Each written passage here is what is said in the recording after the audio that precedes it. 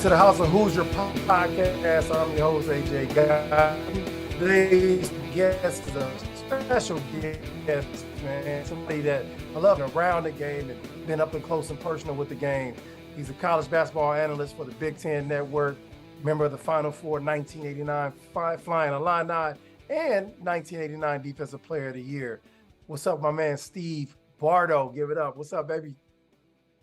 AJ, good to see you, man. Good to come on with you. I love what you're doing, and glad to join you today. Man, I'm glad to have you on, man. I've been waiting on this since last year. So, man, I'm gonna get right to it. My first question is really off the subject, but man, 1989 Defensive Player of the Year. As an athlete, I want to know who gave the Defensive Player of the Year the business that year. Then, who was your toughest matchup on your road to becoming Defensive Player of the Year?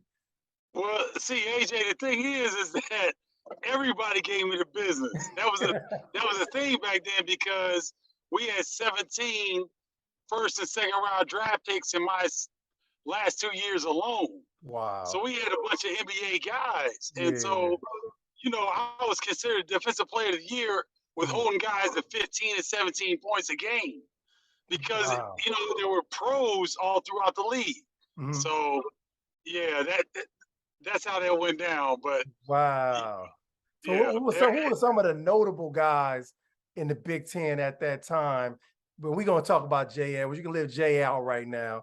We're gonna talk about him. But who were some of the other guys that were manning the Big Ten back in that day? Well, you're talking about Roy Marble. Ooh, God rest his soul, from Iowa. Yeah. You're talking about Glenn Rice. Ooh. Big dog Glenn Robinson at Purdue. Wow. Antoine Jobert, Gary Grant, Derek Harper, Bruce Douglas. And so I'm going through different eras on you to let you know that there was throughout the Big Ten, there's always been great players. Yeah. So to be considered a Defensive Player of the Year is great, but you're not like stopping anybody. You're just slowing them down a little bit. Right. That's all. Right. Man, I just had to ask that, man, because people don't understand how loaded the Big Ten was and has been for the last 30, 40 years. Not just what people remember they see on the Big Ten Network every day, but you talking about Jay Edwards, Gary Grant, you talking about the guys you play with, man. I mean, those, you said 17 pros, that's an unbelievable number, man. And I don't know if we'll ever see that again. So that's important for people to understand the history of the Big Ten and just how knowledgeable you are and why, because you played against those guys and you covering it now. So I just had to lead with that, man. I mean, before we jump into your expert analysis on the Big Ten, I want to talk about that a little bit about the special 1989 season. Particularly, I really want you to walk our fans through, what it's like to prepare for a Bob Knight led Indiana basketball team coming into Assembly Hall. What is that week of practice like? Was there a mini Jay Edwards running around that you had to chase? Oh, you know what I mean? Like, and about and explain to people about how tough it was, or it wasn't tough to prepare for Indiana basketball during the Bob Knight era. AJ, you're asking great questions because as a player what prep looks like, what preparation looks like. Yeah. And I'll go one step ahead of him, Steve Alford. Okay, yep. Was a player that you had to game plan for because he would read screens, he would fade, he would curl. You had to have a total team defense against these guys. Right. And so Bob Knight, to me, AJ, and I think you've heard me say this, he's the best coach in college basketball history. Okay, yep. I want to talk about the backlash from that a little bit, but why I'll take all that, AJ. Huh? I'll take all that. I'll take all that. Because what? I saw the tweet and I was like, he's right, but I knew it was coming. No, I'm telling you, man, to have Todd Jadlow as your starting center and you won the Big Ten and then the next year you win the national championship with people don't think that you had same amount of talent as everyone else in the Big Ten, but Right. yeah, you win a national championship? Come on. Yeah. And I'm an Illinois guy, AJ. You know that. We're from Illinois. You repping all day. And so, you know, I'm not, look, in the Big Ten, I hope when UCLA and USC come in, that we come together and realize that the SEC is what it is, but the Big Ten is the best conference, basketball-wise. Yep, I agree. But we got to get a national championship, AJ. You got to get one. Hey, we got to get a national championship here in the next 2 years. Don't go there yet, because that's definitely on my agenda. I need to talk about that. No, but you good. But I explain that to people on this podcast all the time, that Bob Knight got the most out of the least. That's what makes him incredible. Stephen Bardo and AJ Guyton, you know, we could go coach the 2000 Michigan State Spartans and probably get them to the Final Four. I mean, they was loaded. Mateen Cleveland. I mean, all the talented teams. But when you take a starting lineup of Joe Hillman, Jay Edwards, Lyndon Johnson, Eric Anderson, and Chad and you're competing one game away from an outright Big Ten title with a shot to win it and a defensive stop to win it, man, that's a great coaching job at any level from my experience as a player. Not being biased, but Dean Smith, I mean, come on, Jordan Worthy, I mean, come on. Like, so I completely understood, but I knew because of Coach Knight's history that people were going to jump on that. Oh, well, he did X, Y, Z. So that's why I said, you know, you jumped out there even with the backlash that you knew what was coming. And AJ, here's the thing, you know, if you are real about this thing with the Big Ten Conference, of course it's not perfect. You know, there's been some things that have happened, and Coach Knight has had some things that have happened that have not been always positive. But the thing is, if you're real about it, let's talk numbers. The Big Ten has led the nation in attendance the last 41 years consecutively. Right. So, I mean, the fans kind of tell you where you are. If you're not promoting a good product, they're not going to show up. Right. Yep. So, you know, we're just going on the numbers here. So the Big Ten is a juggernaut in terms of attendance, numbers on media. And so for me, I just love us being in the conference. Absolutely. And when people talk about Bob Knight, or they talk about Lou Henson, or they talk about Judd Heathcote, or Gene Cady, or Matt Painter, because I think Matt Painter is going to go down as one of the best coaches in Big Ten history. You know, there's some serious Greg Gard.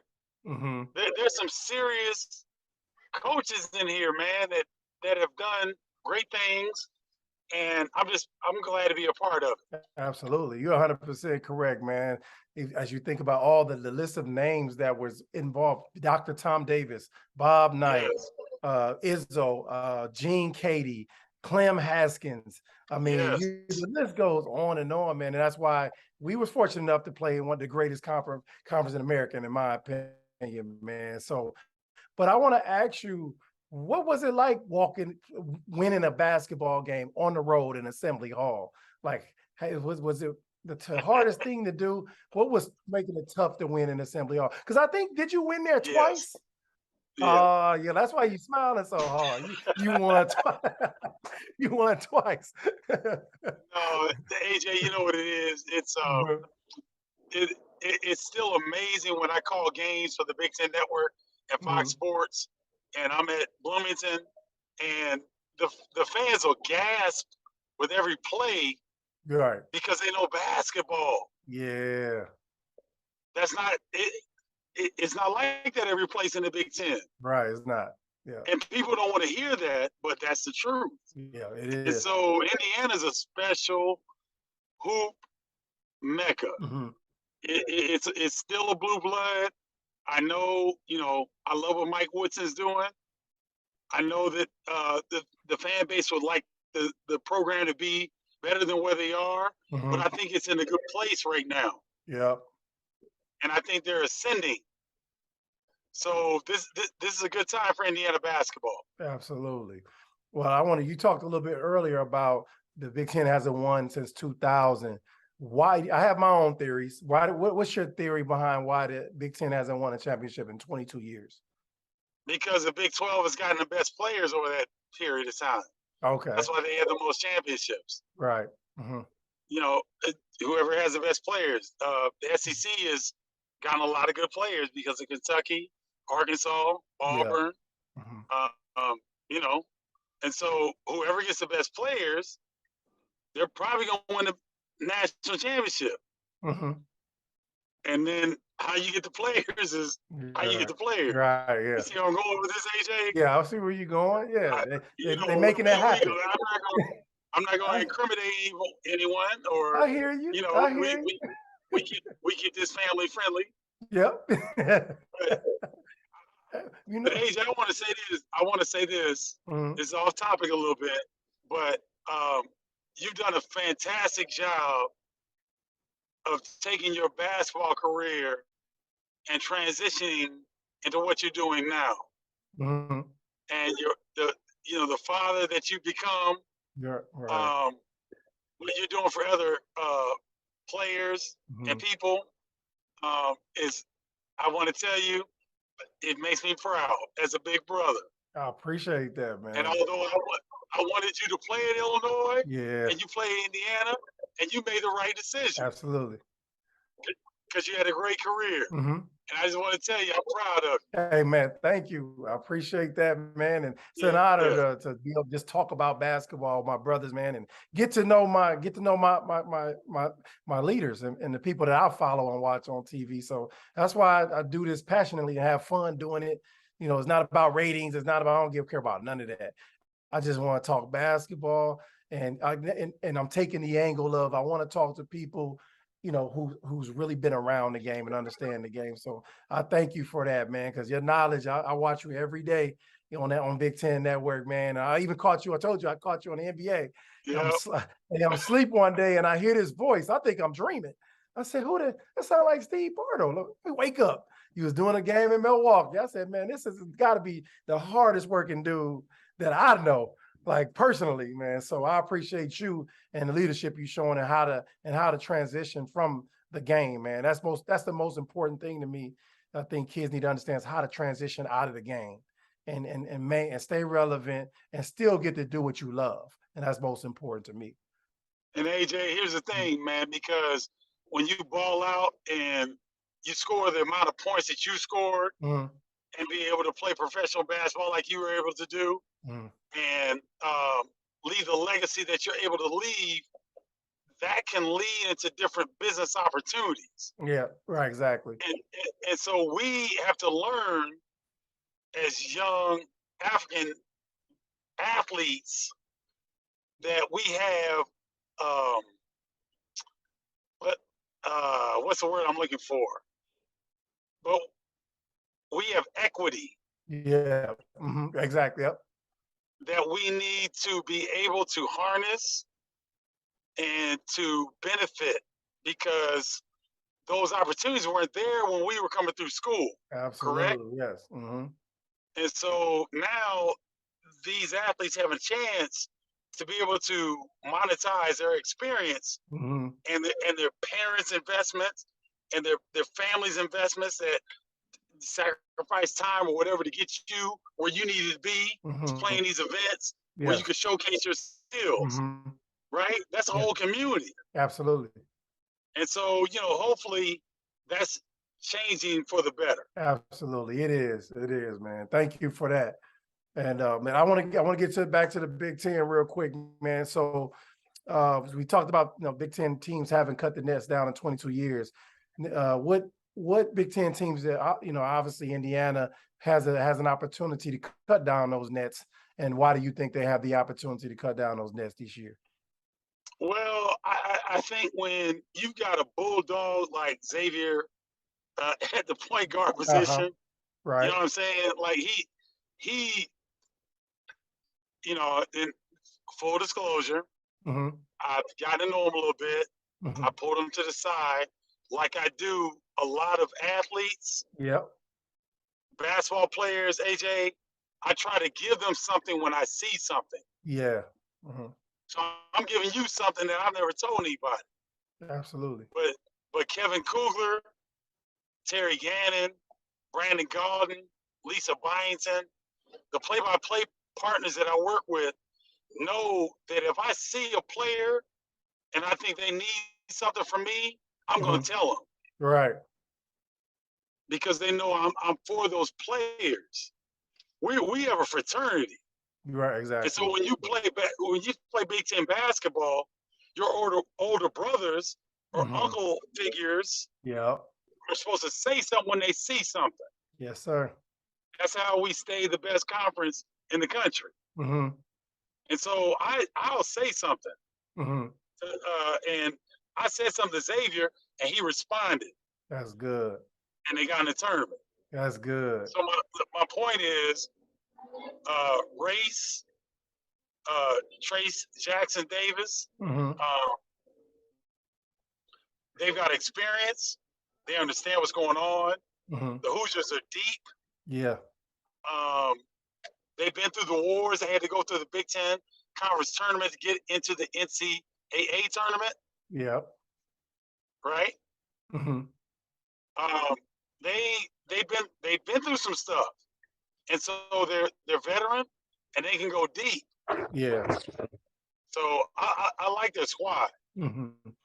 Definitely. TJD is everybody's All-American, man. And it's hard when I watch him play. I love him because of his motor. I don't his motor is the best in the Big Ten to me. That's why he leads the Big Ten or tops in the Big Ten in rebound and offensive rebound and field goal percentage yearly. But I told him, I said, man, I don't like all the talk of everybody trying to make you shoot jumpers now. Stay who you are. There are guys in the NBA making millions of dollars rebounding and screening, picking and rolling. Do that. And if you get a jump shot, cool.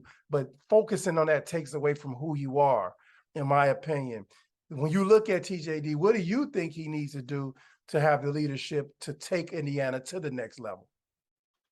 The exact thing you just said, AJ. Mhm. Stay where your bread is buttered, Right. right? If you feel like shooting a three and you're comfortable, let it go. Let it fly. If you're not comfortable, pass it and go screen or dive or I think exactly what you said, AJ, is like, bro, uh, you're preseason All American because of what you've done to this point. Right. Mm-hmm. And what you've done to this point is utilize your skill set. Yeah. So I agree with what you're saying. And if he has that opportunity, he feels comfortable, he's worked on it. I've heard he's worked on his shot. Mm-hmm. Let it fly. Right. But if you don't feel comfortable, go where you are because he's still Absolutely. athletically, he's just on another level than the other bigs in the league outside Right. of Cliff Omorie from Rutgers. Mm-hmm. Okay. Yeah, so that's exactly what we on the same page with that. I just feel that you play within yourself, man, you'll get things done. Yep. And with him, Ray Thompson, and Xavier Johnson, I think they'll be steady. But when you look at that deep roster before you get to the freshmen, which player do you think needs to step up the most out of Tamar Bates and Miller Kopp in order to provide some comfortability for TJD down in the low block? Which player? Well, I think that Miller Kopp has the most experience, AJ, based on his time at Northwestern and then last season and whatnot with Indiana. But I think Tamar Bates has the biggest upside Right. because of his size. I've seen him do things on the floor, and maybe it resulted in a turnover or a foul. But I could see where it's like, okay, he's got something. He's got another level that he can go to, and I think that you know also when you're motivated with children, right? Right. Yeah. Exactly. Right. I mean, Yeah. let's just keep it real. Right. Mm-hmm. When you're motivated with children, that can make you a little bit more focused. So Absolutely. I think Tamar Bates, I would expect him. I would expect Miller to make a jump as well, but I would think Tamar has probably the most upside with this particular roster, Mm-hmm. if that makes sense. Yeah, exactly. I agree with you. I think Tamar definitely has the best upside. Miller Kopp needs to be efficient, and he needs to knock down 3-pointers at an efficient clip. He doesn't need to take bad shots. He doesn't need to Right. focus on scoring, but when he's open, he needs to let it fly. And it's Exactly. I thought that last season it became so much of something to talk about for the media and for the fans that it became, you know how I can, sometimes on the team when you talk about free throw shooting and you just continue to miss because everybody's talking about it. So hopefully this year that it's a clear mind and he can let it fly. Now, I did talk to them about, I think Mike Woodson has done a fantastic job. He's an old school coach, I can tell. And, old school guys love to slow it down a little bit, love to slow it down, love to pound it inside. And back to what we talked about as far as who can win it in the Big Ten and why we haven't won it. About the NCAA tournament, I feel like we have to have more possessions in the NCAA tournament early.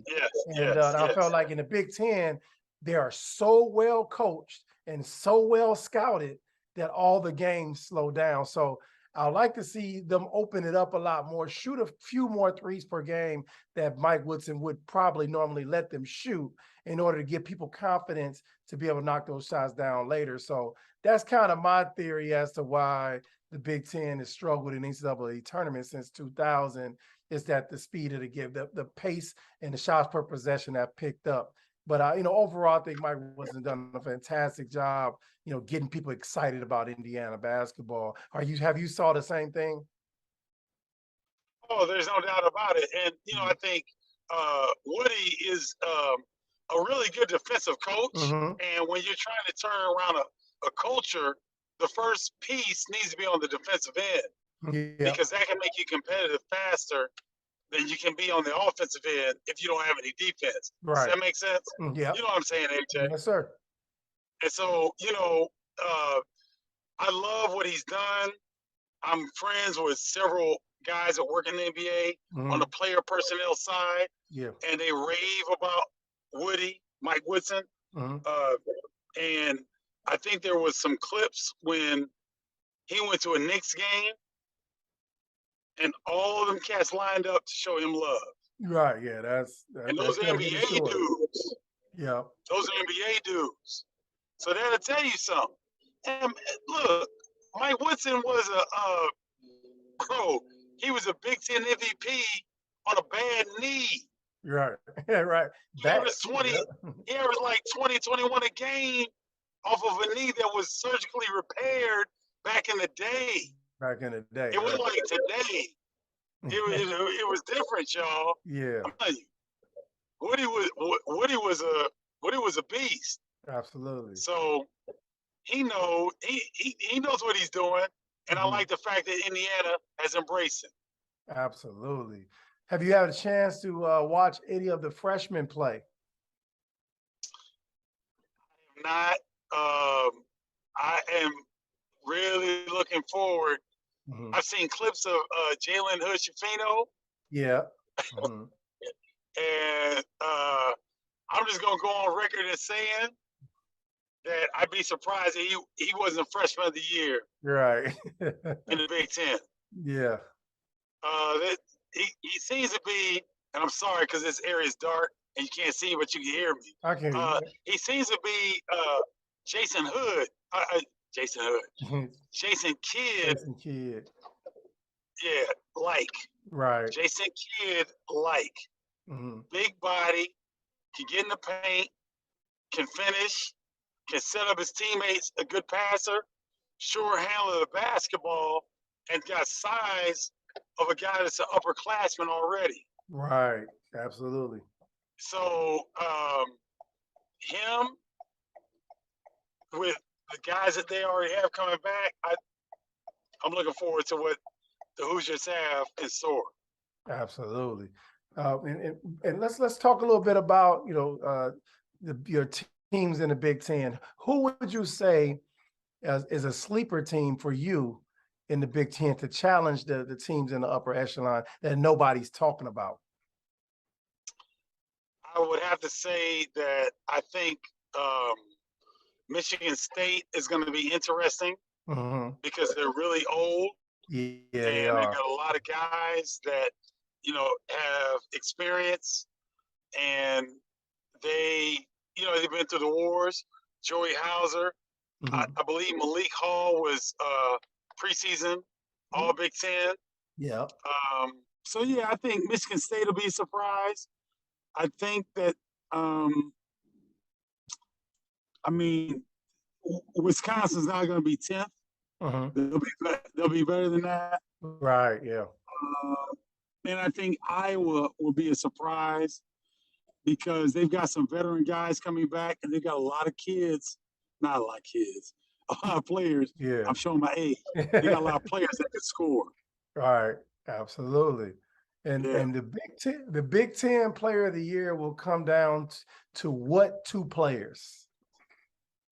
Trace Jackson Davis and Hunter Dickinson. Hunter Dickinson. Okay.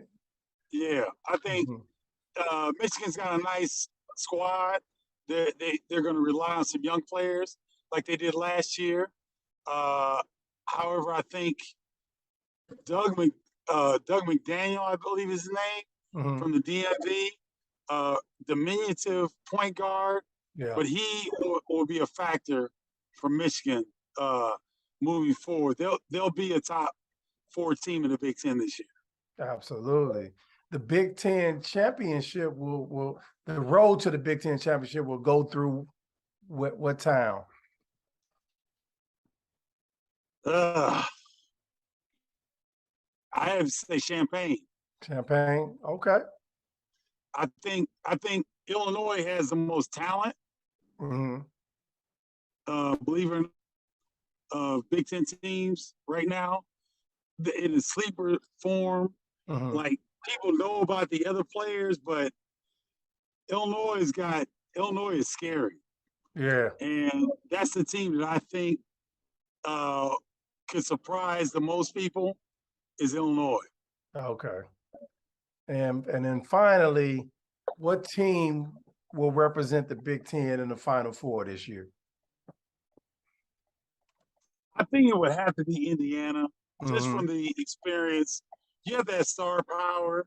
You have to have guys that know their roles. And then you've got to have some special players. And the left-handed forward, power forward, I think he came from IMG. Yeah, Malik Renew. Oh, I like him. I like Malik. Yeah. And so I love Jalen Hood-Schifino, and I really like Malik, and I like the players that are coming back. So I would have to say Indiana would probably have the best choice. I mean, they have some depth, man. Anthony Leal, Logan Dunscombe, Caleb Banks, Malik Renew, CJ Gunn. I mean, they are deep. And, if they can knock down shots, do you think that the shooting was an issue, or do you think there was another issue with Indiana basketball last year?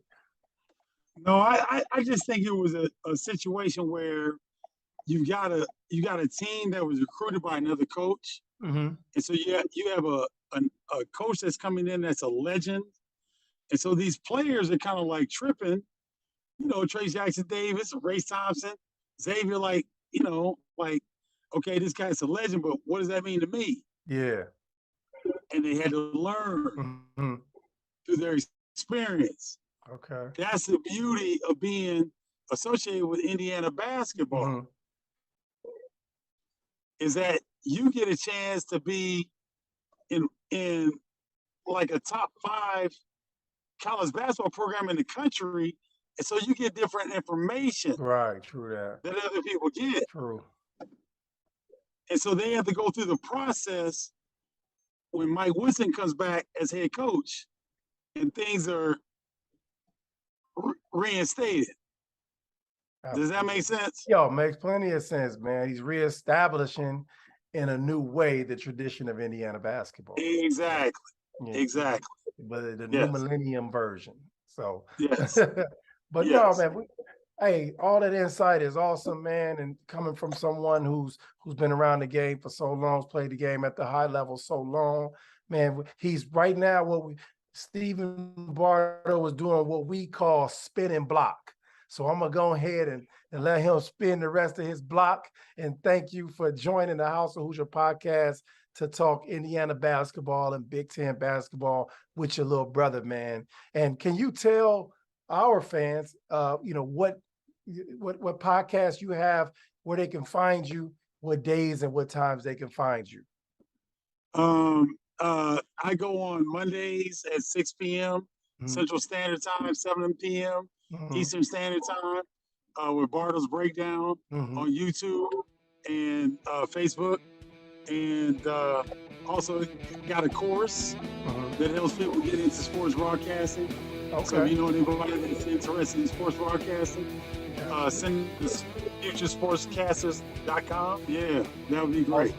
Awesome, AJ, thanks so much for having me on, brother. Man, I appreciate you. Man. I'll be hitting you up around Indiana, Illinois game time. You know what I'm saying? So we can chop it up about that game. Okay, anytime you need, partner. All right. Thank you. Appreciate it, ladies and gentlemen. Stephen Bardo.